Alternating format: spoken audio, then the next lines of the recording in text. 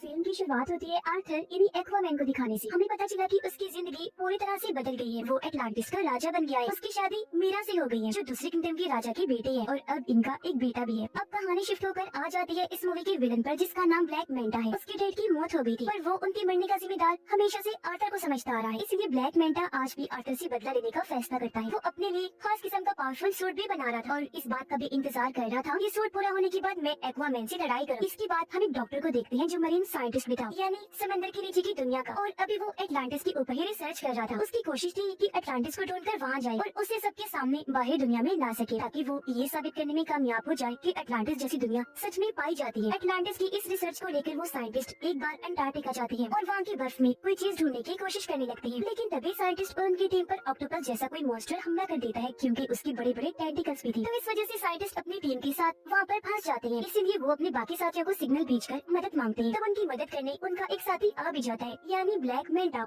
ये लोग मिलकर काम कर रहे थे। यहाँ आने के बाद ब्लैक मेंटा साइंटिस्ट और उनके साथियों की जान तो बचा लेता है, लेकिन वो खुद यहाँ रिसर्च करने लगता है, जिसके लिए वो बर्फ के और नीचे जाने लगा। काफी गहराई में आने के बाद उसे टूटा हुआ ब्लैक ट्राइडेंट दिखता है, और अब जैसे ब्लैक मेंटा टूटे हुए ट्राइडेंट को उठाकर जोड़ता है, तो उसे इसका असली मालिक नजर आने लगता है, जिसका नाम कॉर्डेक्स था। ये काफी चालाक खतरनाक लग रहा था। वो ब्लैक मेंटा की यादों में कहता है कि तुमने क्योंकि मेरा टूटा हुआ ट्राइडेंट जोड़ दिया है, इसलिए अब तुम बहुत ताकतवर बन जाओगे, साथ ही अपने दुश्मन एक्वामैन से बदला भी ले पाओगे, और तो और हर वो चीज तुम कर सकते हो जो तुम करना चाहते हो। अब पता चला कि दुनिया की सूरत हाल काफी खराब हो गई है, क्योंकि ग्लोबल वार्मिंग इतनी बढ़ गई है कि सुनामी और सैलाब वगैरह आते रहते हैं। इस वजह से बाहरी दुनिया के साथ साथ समंदर की दुनिया में भी काफी मुश्किलात आ रही हैं, क्योंकि इस सारी सूरत हाल की वजह से समंदर के क्रिएचर्स धीरे धीरे मरते जा रहे हैं। सब कुछ देखते हुए एटलांटिस की काउंसिल्स की मीटिंग होती है, जिनमें आर्थर भी शामिल था। यहाँ आर्थर सब काउंसिल्स के सामने ये ऑफर रखता है कि हमें मिलकर बाहरी दुनिया के लोगों से बात करनी चाहिए और अपनी एडवांस टेक्नोलॉजी को उनके साथ शेयर करना चाहिए, बांटना चाहिए, ताकि इस तरह बाहरी दुनिया भी तरक्की कर सके और फिर वो हम लोगों की भी मुश्किलात को हल कर सके। पर जाहिर सी बात है, कोई भी इस बात पर राजी नहीं होता। सभी काउंसिल्स मिलकर कहते हैं कि ऐसा नहीं हो सकता।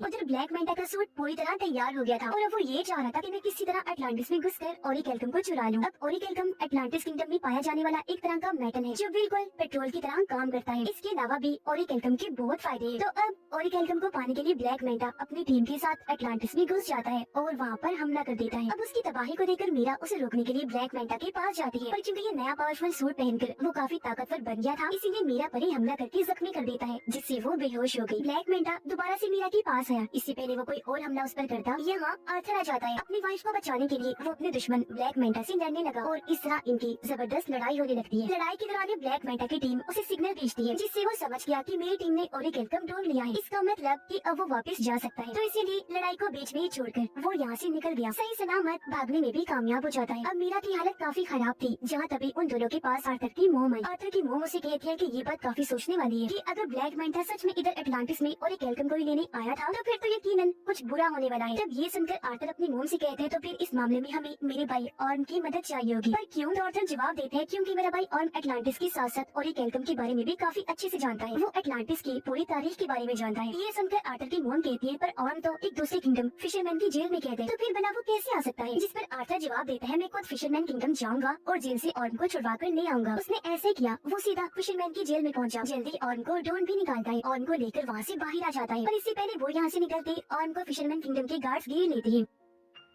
ऑर्म की हालत अब काफी खराब हो गई है, क्योंकि यहाँ उसे ठीक से खाना नहीं दिया जाता था, जिस वजह से उसका जिस्म काफी कमजोर हो गया था। पर जैसे ही बाहर आई और समंदर का पानी इसके जिस्म को लगा, वो पहले की तरह सेहतमंद और ताकतवर बन जाता है। उसके पास पहले जैसी पावर्स भी आ जाती हैं। इसलिए ऑर्म अकेला ही गार्ड से भिड़ गया, उन पर भारी पड़ता है। एक ही झटके में सभी गार्ड्स को मार के रख देता है, जिसके बाद दोनों भाई यहाँ से निकल जाते हैं। रास्ते में बातें करते करते दोनों एक दूसरे को अपनी अपनी जिंदगी के बारे में बताते हैं। आर्थर ऑर्म से कहता है कि मैं अटलांटिस का राजा बन के थक गया हूँ, अब मुझे इस काम में बोरियत होने लगी है। लेकिन ये सुनकर ऑर्म को काफी हैरत हुई। वो आर्थर से कहता है कि जिस राजा की गद्दी को पाने के लिए मैंने भी बचपन से कोशिश की कि मैं राजा बन जाऊं, पर वो गद्दी तुम्हें मिल गई जिस गद्दी की तुम्हें कोई परवाह भी नहीं है। ये बात तो काफी अजीब और कमाल की है। जिसके बाद ये दोनों सीधा किंगफिश के पास गए और उसे ब्लैक मेंटा के बारे में पूछने लगते हैं, जिस पर किंगफिश दोनों को जवाब देता है कि ब्लैक मेंटा तुम दोनों को एक आइलैंड पर मिल सकता है, जो आइलैंड साउथ एरिया में है। और अब ये सुनकर दोनों भाई साउथ एरिया की तरफ निकल जाते हैं उस आइलैंड पर जाने के लिए। पर यहाँ आकर उन्होंने देखा कि पूरा आइलैंड ही बदला हुआ है। ऐसा लग रहा है जैसे ओरिकेल्कम को जलाकर उसका धुआं यहाँ फैला दिया गया है, जिससे यहाँ के पेड़ पौधे, यहाँ तक कि जानवर जानवर भी पूरी तरह म्यूटेट हो गए हैं, बदल गए हैं, जिस वजह से उनका साइज काफी बड़ा हो गया है। यहाँ तक कि इधर के चूहे भी इतने बड़े हो गए हैं कि उनका साइज हाथी जैसा लग रहा है। साइंटिस्ट दिखाया गया जो इस वक्त ब्लैक मेंटा के ठिकाने पर होता है। यह साइंटिस्ट जब कोडेक्स के टूटे हुए ब्लैक ट्राइडेंट को देखता है तो बिना सोचे उसे पकड़ लेता है और अब उसे छूते ही साइंटिस्ट को भी अपने दिमाग में कोडेक्स दिखाई देने लगता है, जो साइंटिस्ट को भी गलत काम करने के लिए कहने लगा जैसा उसने ब्लैक मेंटा को कहा था। पर तभी यहाँ ब्लैक मेंटा आ गया। वो साइंटिस्ट के हाथ से ब्लैक ट्राइडेंट लेते हुए कहने लगा, साइंटिस्ट जी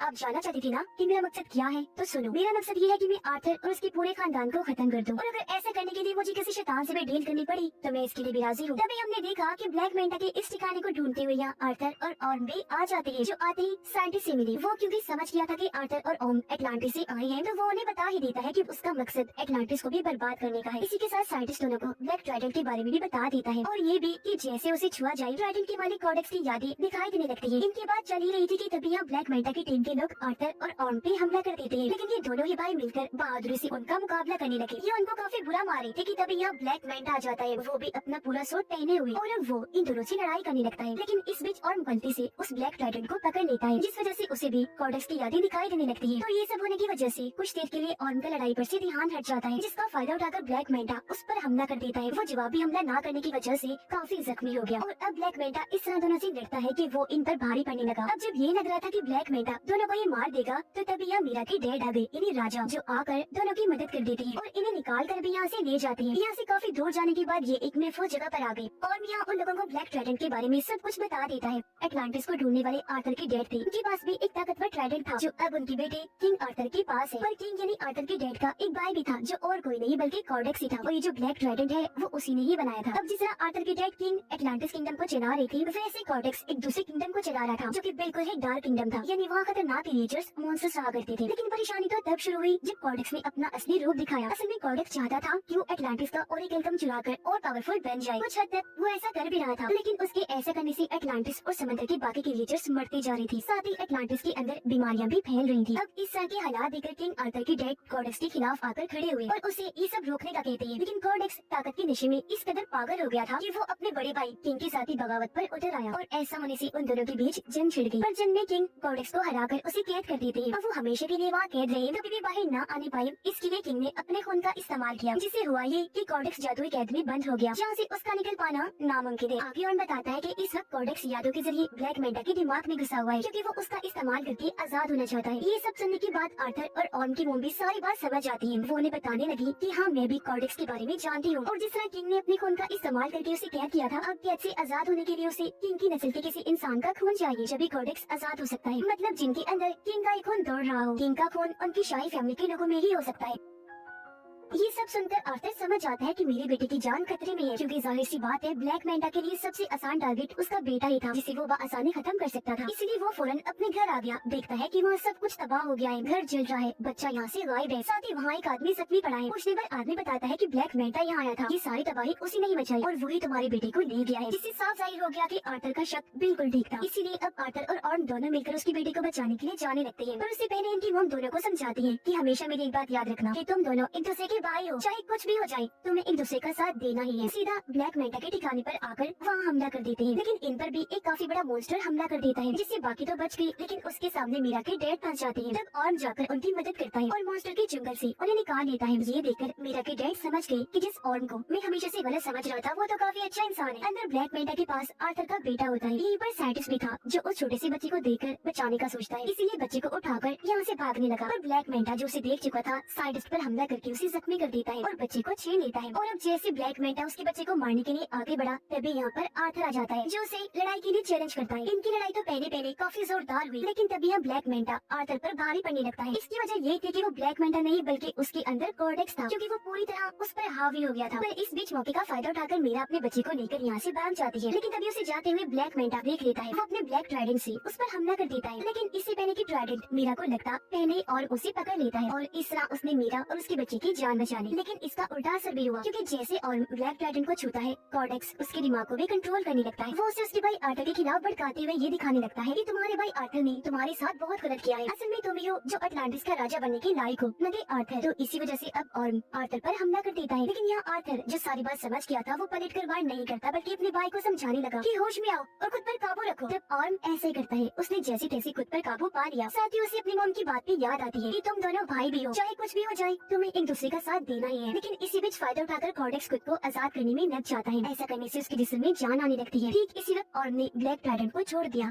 अब तक काफी देर हो गई थी क्योंकि कॉर्डेक्स खुद को जिंदा करके आजाद हो चुका था और अब कॉर्डेक्स को अपने सामने देकर आर्थर उसी के ब्लैक ड्रैगन से उस पर हमला कर देता है। पर कॉर्डेक्स आसानी से अपने ब्लैक ड्रैगन को पकड़ के आर्थर पर हमला करने की कोशिश करने लगता है, पर उससे पहले ही आर्थर अपने वाले ड्रैगन की मदद से उसके ब्लैक ड्रैगन को तोड़ता हुआ कॉर्डेक्स को जा लगता है, जिससे आखिरकार वो भी अपने ड्रैगन के साथ साथ खत्म हो जाता है। उसके खत्म होते ही पूरी जगह भी तबाह होने लगती है। धीरे धीरे करके ये सारी जगह टूटने लगी थी और तभी इसके नीचे ब्लैक मैंटा दब जाता है, पर उसे मुसीबत में देखकर आर्थर उसके सामने मदद के लिए हाथ बढ़ाता है, पर ब्लैक मैंटा इनकार कर देता है ये कहकर कि शुक्रिया, मुझे तुम्हारी मदद नहीं चाहिए, तुमसे मदद लेने से अच्छा मैं मरना पसंद करूंगा। तो इसी वजह से ब्लैक मैंटा भी वही दबकर मारा जाता है, जबकि आर्थर और उसके बाकी साथी वहाँ से बाहर निकल जाते हैं। यहाँ आर्थर ऑर्म से कहता है कि अब तुम बिल्कुल आजाद हो, तुम्हें अब किसी भी जेल में जाने की जरूरत नहीं पड़ेगी, क्योंकि फिशरमैन की जेल में हम ये कह देंगे कि तुम यहाँ दबकर मारे गए हो और अब तुम यहाँ से जाओ और आजादी से अपनी जिंदगी जियो। ऐसा होने के बाद पूरी तरह अब ऑर्म भी आर्थर को अपना भाई मान लेता है, क्योंकि उनकी गलत फहमियाँ दूर हो गई थी और कहने लगा कि अटलांटिस को जैसे राजा की जरूरत है तुम बिल्कुल वैसे हो, ये किंगडम तुम्हारा ही है। इसके बाद हम देखते हैं कि आर्थर अटलांटिस को दुनिया के सामने ले आता है। बाहरी दुनिया में आकर इस किंगडम के बारे में वो सब कुछ बता देता है। उसने ये भी कहा कि अब से हम अटलांटिस की टेक्नोलॉजी को दुनिया के साथ भी शेयर करेंगे, जिससे होगा ये कि हम साथ में मिलकर दुनिया को मजीद और अच्छा बनाएंगे। आर्थर की जिंदगी ऐसी ही गुजर रही थी, यानी वो अटलांटिस और बाहरी दुनिया दोनों में रहता है। इस फिल्म की कहानी भी यही पर खत्म हो जाती है।